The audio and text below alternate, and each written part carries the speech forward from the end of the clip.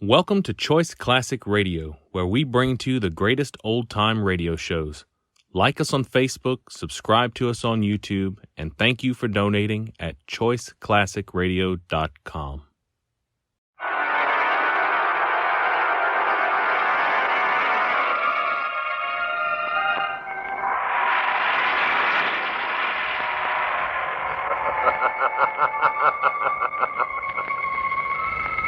Who knows what evil lurks in the hearts of men? The shadow knows.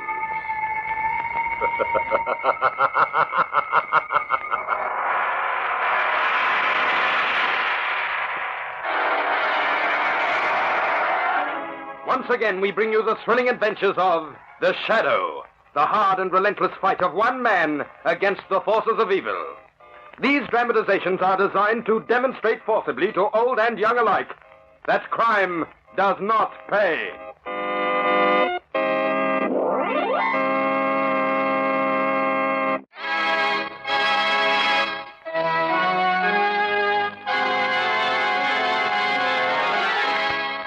The Shadow, who aids the forces of law and order, is in reality Lamont Cranston, wealthy young man about town. While in the Orient, Cranston learned a strange and mysterious secret: the hypnotic power to cloud men's minds so they cannot see him. Cranston's friend and companion, the lovely Margot Lane, is the only person who knows to whom the voice of the invisible shadow belongs. Today's drama, The Four Giants of Amsterdam.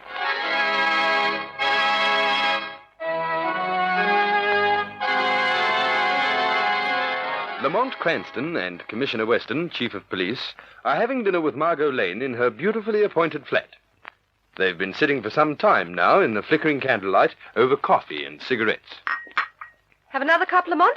Thanks, Margot. What about you, Commissioner? Or are you afraid it'll keep you awake? Well, I don't care if it does, Margot. I've got some very important reading to do tonight. Oh, now, that reminds me. I've just finished a wonderful mystery novel. Ah, mystery novels. They're too fantastic, lurid. They're not true to life.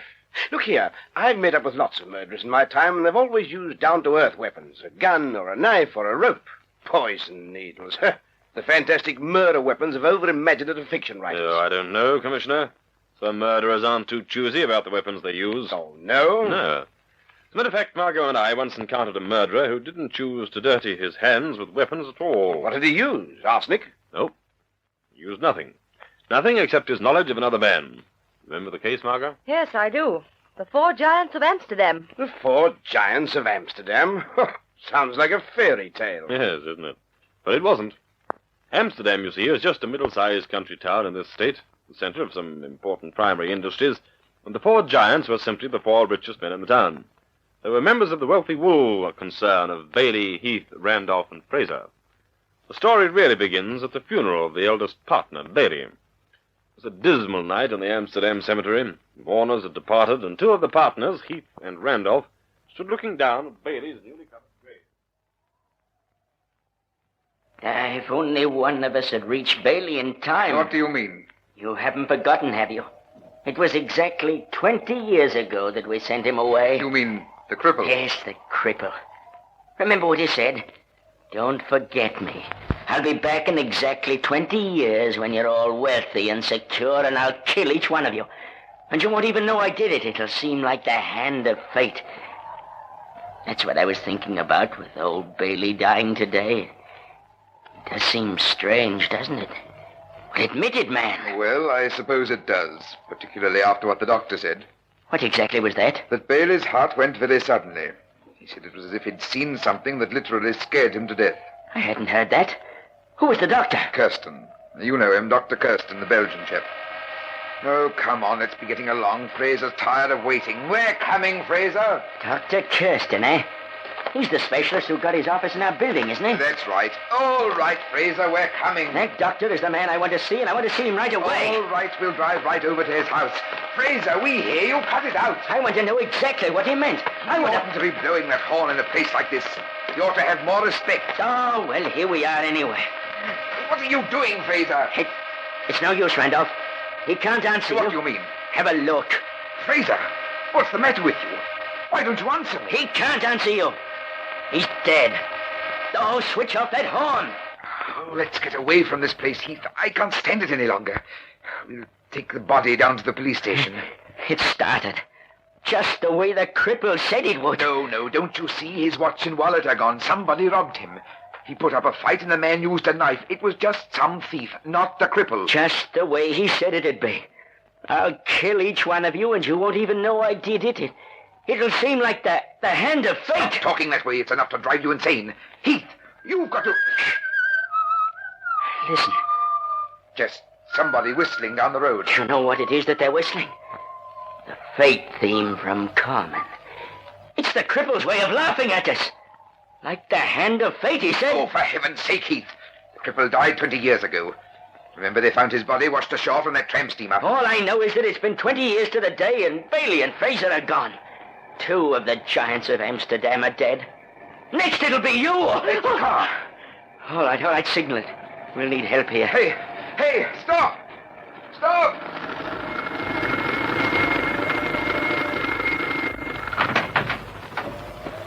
Well, now, what can I do for you, Mr. Randolph? Mr. Heath? It's Bill Gady. Look, Heath, it's the caretaker of our building.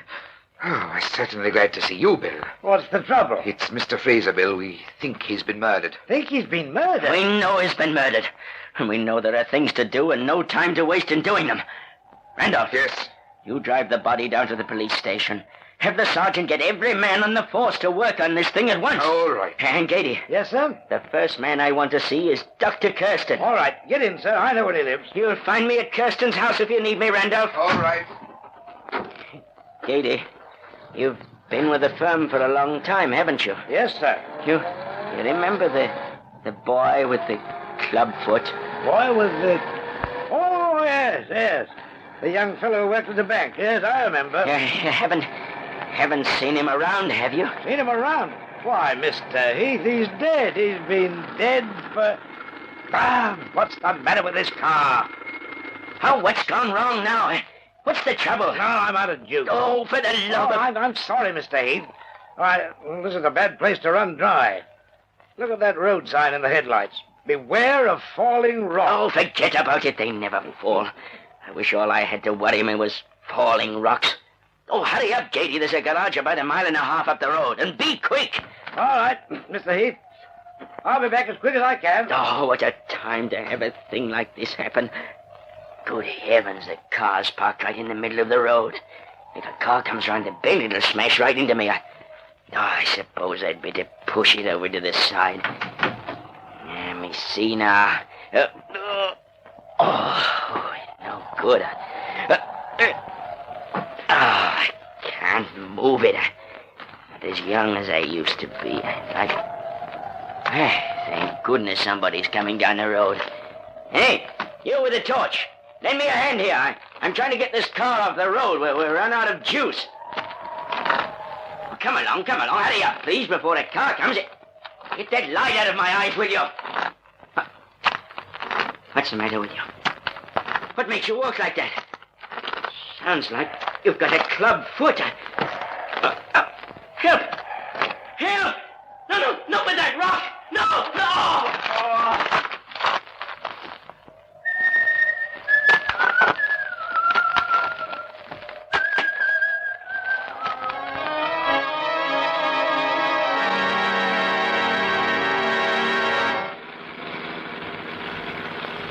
Asleep, Margot? No, I am not asleep. But I think we should have stopped at the last town. We've been driving all night. No, don't fret. We're coming to a town any minute now. Have a look at the road map, will you? See what it is. Let me see. Well, here it is. It's Amsterdam. Come on. There's a parked car. There now, you're all right. Missed it by a hair. Oh, if ever you decide to become a taxi driver, remind me to take a tram. I couldn't see round a curve like that. It's that fellow's fault parking a car in the middle of the road. I think I'll just have a few words with him. Now, temper. It's not temper. I'll just tell him what Hey, there's no driver in this thing. Now, what's the idea of leaving... Lamont, look. There on the road. It's a man. Or what's left of one. He must have been hit by one of the falling rocks. See that sign there? It says, beware of falling rocks. Oh, I wonder if... Lamont, he's alive. What? I just saw his hand move. Let's get him into the car and see what we can do. Mr. Heath!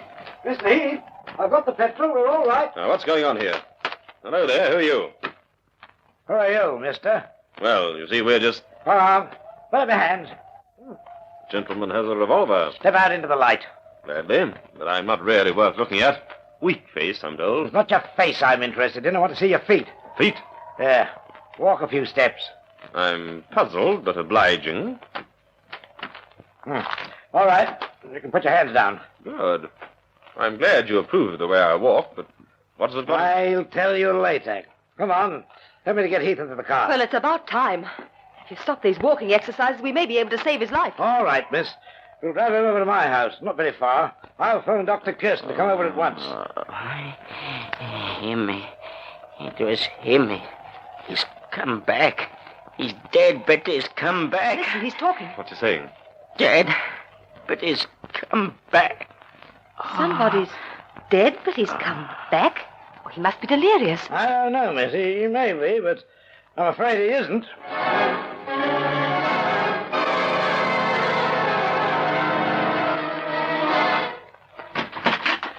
All right, now, lay him on the couch here. Careful. There we are.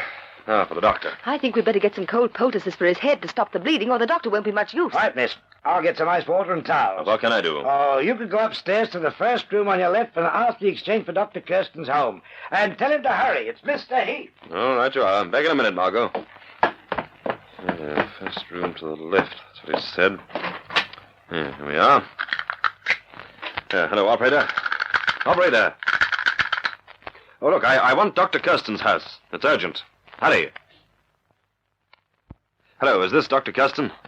I'm calling from Mr. Gady. There's been an accident. Can you come right away? Yes, Mr. Heath has been seriously injured. Oh. Yes, well, yes, thank you very much, Doctor. Well, that's that. Now... I say, Lamont. Hmm? Who's the crippled man? What? Who's who? The crippled man in the dark coat. Didn't you see him? No. When? Well, he passed me on the stairs on my way up. I think he's got a club foot. Yes, but... I thought we were the only people in this house. Did he speak to you? No, he was whistling. Whistling? Yes, like this. What was that? Door slammed. It's locked. Hey, what's happening here? I don't know, but... Wait a minute. I smell smoke. Listen. Lamont. Oh, easy, Margot, easy. Open the door! It's me, Bill Gady! Open up! The house is on fire! He's coming out from the storeroom! We're locked in. What's going on here, anyway? It's the cripple! I saw him! He's back! Back from the bed!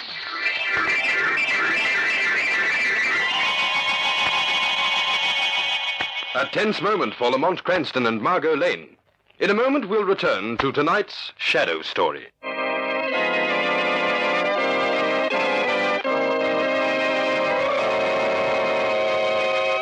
Margot and Lamont were trapped on the second floor of a burning house by a mysterious murderer known as the Cripple.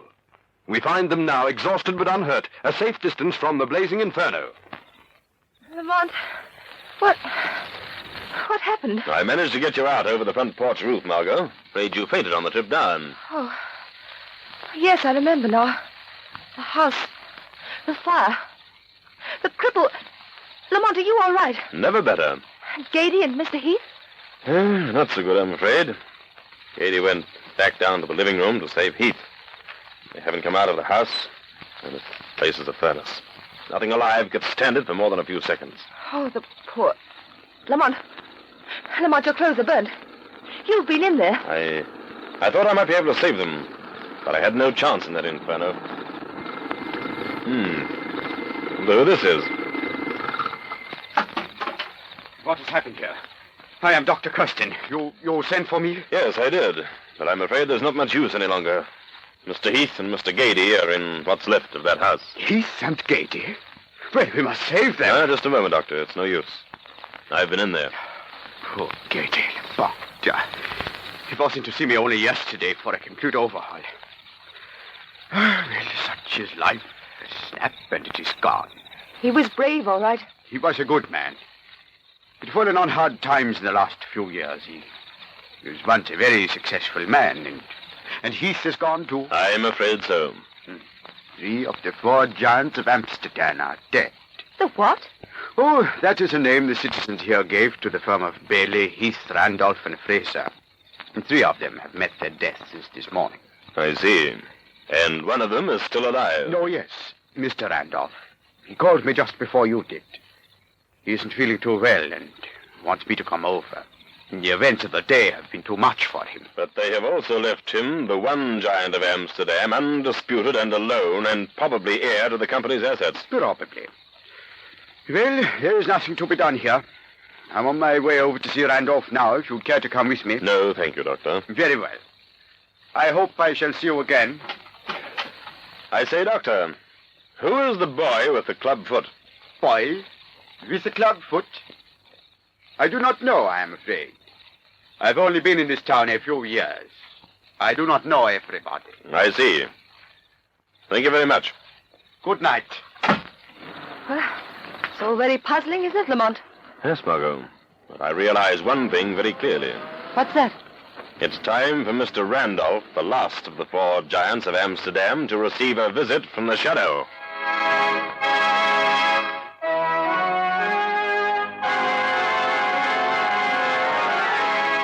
It's awfully good of you to have come out to my home, Dr. Kirsten. No, it is nothing. Nothing at all, Mr. Randolph. I am happy to say that I find little wrong with you except nerves. I suggest that you take the sedative I gave you and then be at my office tomorrow morning at 7:30 for a complete overhaul. Yes, Doctor. I'll be there. Good night now and sleep well. We do not want to lose our last giant of Amsterdam. The last giant.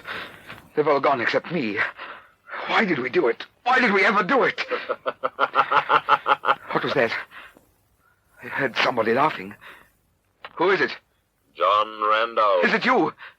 Is it the cripple? No, it is I, the Shadow. I am here in this room with you, but you cannot see me, John Randolph. What do you want with me? Why have you come here? Your life is in danger, Randolph, and I will help you to save it if you will tell me one thing. Who is the cripple? I'll tell you. If you help me, I'll tell you, and I'll pay for what I've done. The cripple was a young chap with a club foot named Timothy Barger. He worked in the Amsterdam Bank and Trust Company 20 years ago. He discovered something about the illegal transactions of our firm, and we faked a charge against him to keep him quiet. Then we offered him passage on a tramp steamer to Europe. That is not all of the truth, Randolph.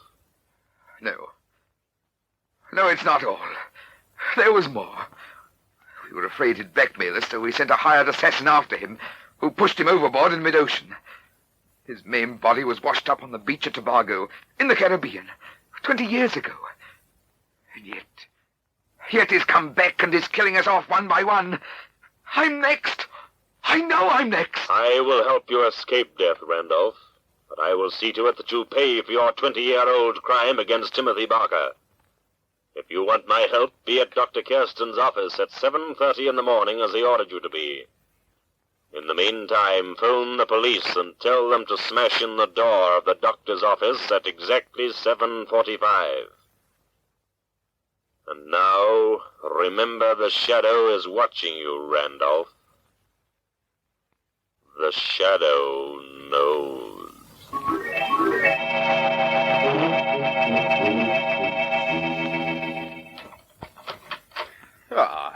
Good morning, Mr. Randolph. Right on time, eh? Yes, Dr. Kirsten, just as you said, 7:30. Your hands, they're trembling. I think you had better lie here on the table. That's right. Now I will be with you in a moment. I don't want to be alone. Now. Those nerves of yours are acting up, eh? Just relax, Mr. Randolph. Just relax. Doctor! Lie still. Lie still where you are, Randolph. The Shadow. Yes, the Shadow is beside you, Randolph. Do not be afraid. We are near the end of the road. Soon we will know all. Do you hear? Yes, it's him. Don't leave me. Pretend to be asleep. He will certainly take one of the scalpels out of the chest there and try to kill you. But I will be at your side. Steady, Randolph. The murderer will enter in one moment through the rear door of this room. Here he comes. Steady now. Shadow, stop him. He's got the scalpel. All right, Randolph. I've got him. Get off the table. Now you drop that knife. Drop it.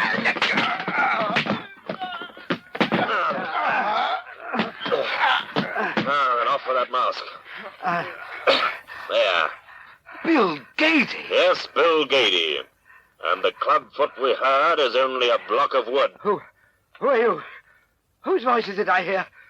Where are you? I am the Shadow, here in this room, Gady, to see that you hang for the crimes you've committed. Hang?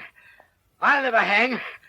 Dr. Kirsten told me yesterday that I had less than a week to live. That's why I had the courage to kill these enemies of mine. It didn't matter if I were caught. I'm as good as dead anyhow. Why were these men your enemies, Gady? Why? I'll tell you why.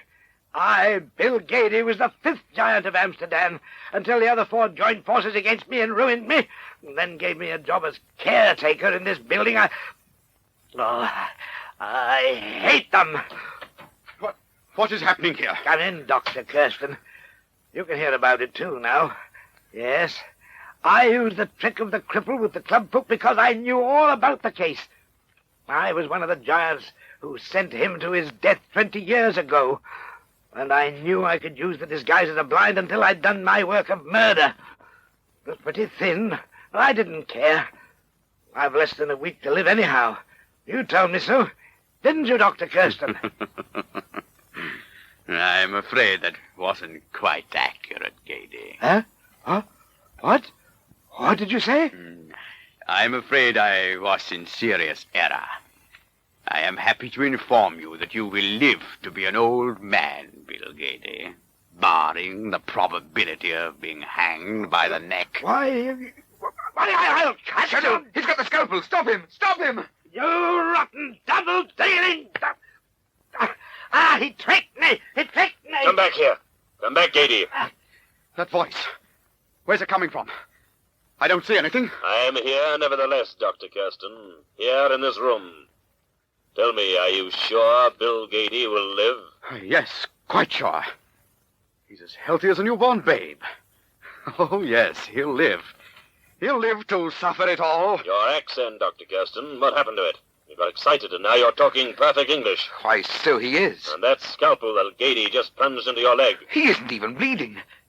He doesn't even know it's there. Knife? It's plunged into wood instead of flesh, isn't it, Kirsten? That's why you don't feel it. That's the leg that used to have the clubfoot on it. Am I right, Dr. Kirsten, or rather, the cripple? Timothy Barker. The boy with the clubfoot. Yes, you're right. I am Barker. The body that was washed ashore was the thug the giant sent to kill me. I went overboard with him, and my leg was caught in the propeller of the boat and cut off, my club-footed leg. But I was finally rescued, and when I recovered, I took up medicine in Belgium, and at last returned to this town as Dr. Kirsten, and waited for my revenge. And you used me to get it? Correct. I knew that you, Gady, hated the other 4 giants of Amsterdam. I knew that only your fear of death kept you from killing them. That's why I deliberately said you had less than a week to live. You devil! You rotten, heartless... Stand back, gentlemen. He's got a gun. Of course I have. And now I'm going to finish the job. I'm going, Randolph and Gady, and both you are going with me. You're not going anywhere. What's that? That's the police. And for all 3 of you, it's the end of the 4 giants of Amsterdam.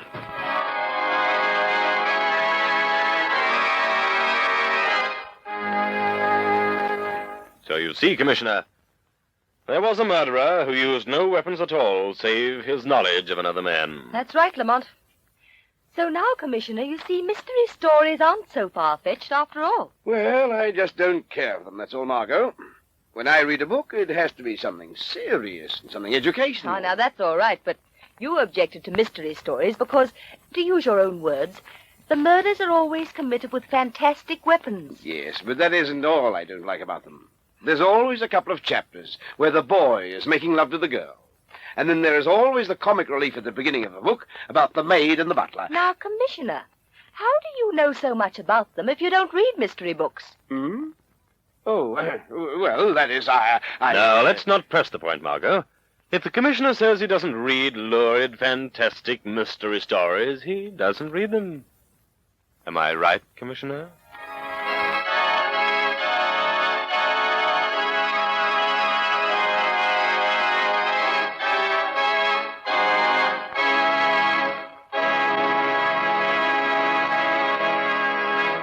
So concludes this week's Shadow Story. Next week, same time, same station, we bring you another strange and thrilling adventure in the Shadow's daring battle against the forces of evil. Be sure to listen for another thrilling Shadow Story.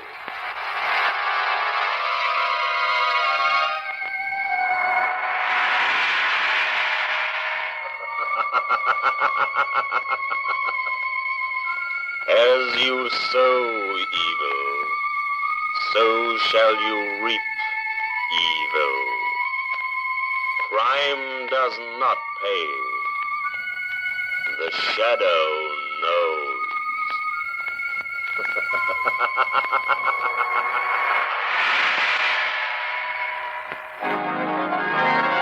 This feature is produced by Reg Johnston for Grace Gibson Radio Productions.